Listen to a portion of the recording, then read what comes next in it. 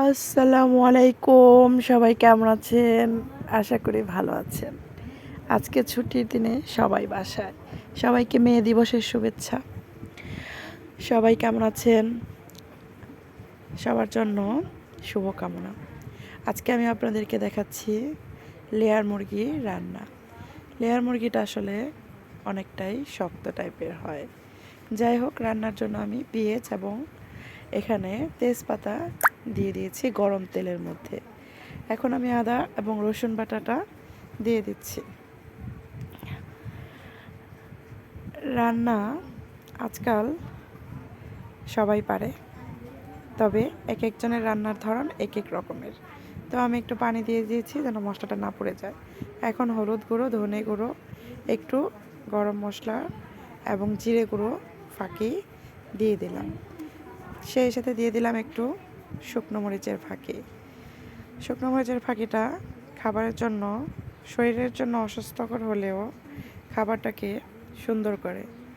যাই হোক, বাসায় মেহমান আসলে ওই স্বাস্থ্যর দিকে আর কেউ তাকায় না সবসময়। এখন একটু মাংসর মশলাটা আমি দিয়ে দিচ্ছি।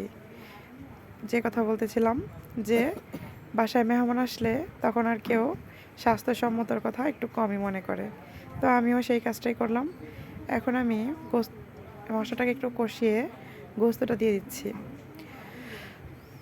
যে কথাটা বলতেছিলাম যে বাসায় মেহমান আসলে আমরা কি আর স্বাস্থ্যের দিকে একটু কমই মনোযোগ দিই, তরকারিটা সৌন্দর্যের দিকে আমরা মনোযোগ দিই তখন বেশি, যে মেহমান কি আমার খাবারটা পছন্দ করবে কি না।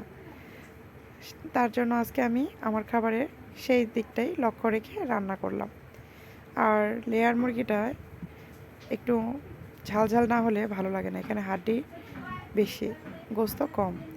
যাই হোক, এই গোস্তটা কিন্তু আপনাকে বেশ কিছুক্ষণ কষিয়ে নিতে হবে, পানি দিয়ে কষিয়ে নিতে হবে। এই তো আমি অনেকক্ষণ বেশ কিছুক্ষণ কষিয়ে নিয়েছি এবং কষিয়ে নিচ্ছি। একটু পানি দিয়ে নিলাম, আবার কষাবো, পানি দিয়ে একদম কষিয়ে নিচ্ছি। কারণ না কষালে এই গোস্তটা আপনি খেতে পারবেন না, ছোটরাও খেতে পারবে না, বয়স্করাও না, কারণ এটা অনেক শক্ত। যাই হোক, সবাই যখনই এই গোস্তটা রান্না করবেন সবাই কিন্তু লক্ষ্য রাখবেন যে বেশি করে পানি দিয়ে গোস্তটাকে রান্না করতে হবে। যাই হোক, আমি আবার একটু পানি দিয়ে দিলাম। আমার গোস্তটা অনেক সুন্দরভাবে কষিয়ে নিয়েছি। এই তো আমার গোস্তটা হয়ে যাবে, বেশি আর আমি রান্না করব না। তবে আপনি অনেকক্ষণ, বেশ কিছুক্ষণ ডিপে কমিয়ে বসে রাখবেন গ্যাসের চুলায়। এই যে আমার তরকারিটা কিন্তু বেশ সুন্দর হয়েছে।